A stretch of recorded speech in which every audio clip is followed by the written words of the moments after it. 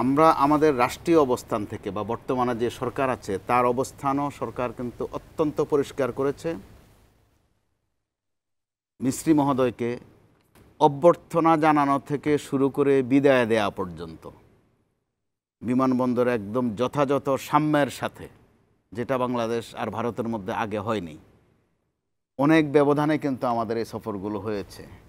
ব্যবধান বলতে গ্রহণ করা, এরপরে বৈঠক করা, আতিথেয়তা, অবশেষে বিদায় জানানো। এবারের মতো এরকম সাম্যের সাথে ব্যালেন্সের মধ্যে ভারসাম্যের মতো বাংলাদেশে গত 15-16 বছর হয়নি। এটা কিন্তু উল্লেখ করবার মতো বিষয়। সেখানে তিনি সাম্যের কথা বলেছেন, বাংলাদেশের সাথে গুরুত্বপূর্ণ বা গুরুত্বের সাথে মর্যাদার সাথে সম্পর্ক এগিয়ে নেবেন বলেছেন। আবার এগুলো বলতে হয়, এটার বিপরীতটা বলা যায় না।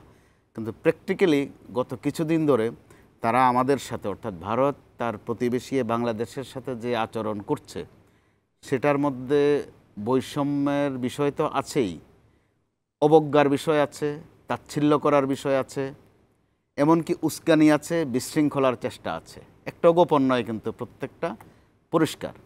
সেই ক্ষেত্রে বাংলাদেশও অত্যন্ত স্মার্টলি সেগুলোর প্রতিবাদ করছে, যেটা গত স্বাধীনতার 52 বছরে বাংলাদেশ কখনো করেনি, অথবা করতে পারেনি, অথবা করার সুযোগ পায়নি, অথবা সাহস পায়নি, এভাবেও বলা চলে।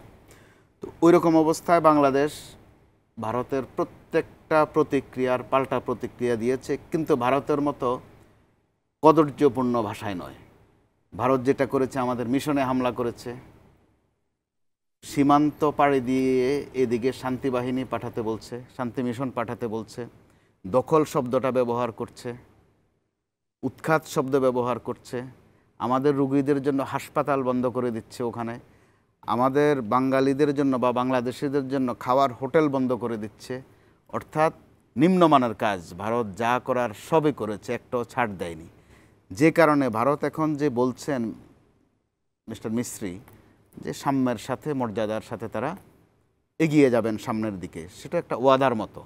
বাস্তবে কি করেন তারা? এই তথ্য সন্ত্রাস বন্ধ করেন কিনা, বা তারা বাংলাদেশের সংখ্যালঘু নির্যাতনের যে অভিযোগ প্রচার করছেন একদম ঘটা করে করছেন, আনুষ্ঠানিকভাবে করছেন। ভারতীয় মিডিয়ায় প্রত্যেক দিন একটা না একটা অপপ্রচার রয়েছে এই বাংলাদেশ বিষয়ে।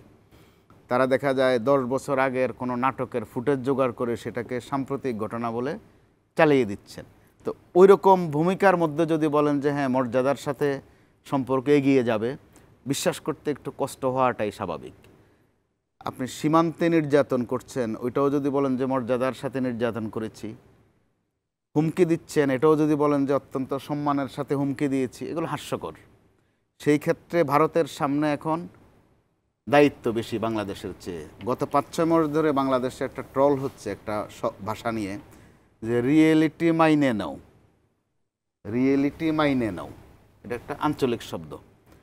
কেন বলা হয়েছিল? এটা 71-এ মূলত এই শব্দটা, এই বাক্যটা বলা হয়েছিল, বা পাকিস্তানকে বলা হয়েছিল রিয়েলিটি মেনে নাও, অর্থাৎ বাস্তবতা বুঝে নাও।